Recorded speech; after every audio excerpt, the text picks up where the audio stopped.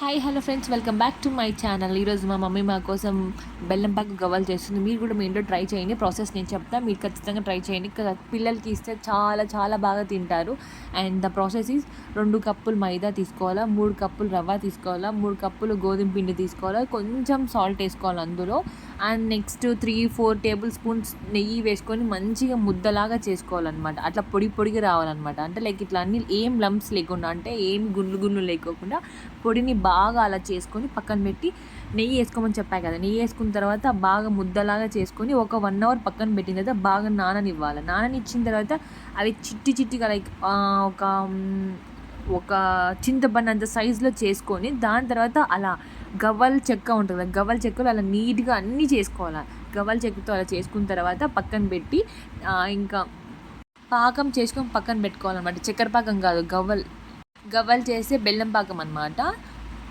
పాకం చూపించడంలో ఎందుకులే అని చెప్పి పాకం చూపించలేదన్నమాట. ఇంకా గవ్వలని తీసుకొని పోయి ఆ బెల్లం పాకంలో వేసిన తర్వాత ఇలా వస్తుంది. See all next video.